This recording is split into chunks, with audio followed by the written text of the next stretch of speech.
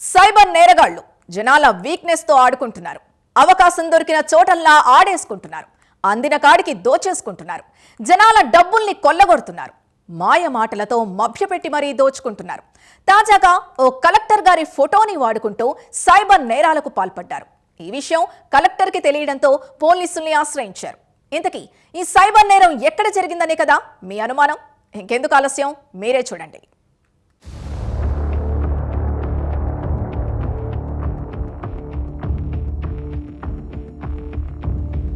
జనాలకు టోకర వేయడంలో సైబర్ నేరగాళ్లు ఆరితేరిపోయారు.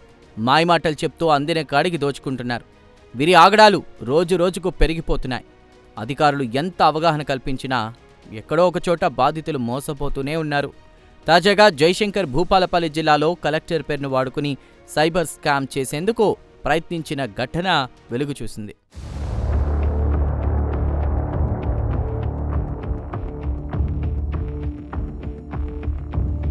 సైబర్ నేరగాళ్లు జిల్లా కలెక్టర్ రాహుల్ శర్మ ఫోటోను ఉపయోగించి సైబర్ నేరాలకు పాల్పడుతున్నారు.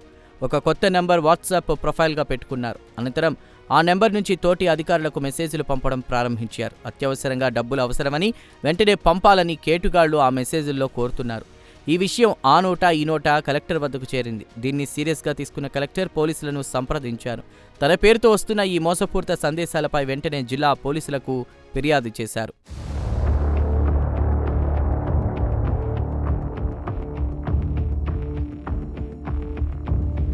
అదేవిధంగా కలెక్టర్ రాహుల్ శర్మ ఒక ప్రకటన విడుదల చేస్తూ తన పేరుతో వస్తున్నటువంటి ఈ మెసేజ్లకు ఎవరూ స్పందించవద్దని, డబ్బులు పంపవద్దని తోటి అధికారులు ప్రజలను కోరారు. ఈ రకమైన మోసాల పట్ల ప్రజలు, ముఖ్యంగా ప్రభుత్వ అధికారులు మరింత అప్రమత్తంగా ఉండాలని కలెక్టర్ రాహుల్ శర్మ సూచించారు.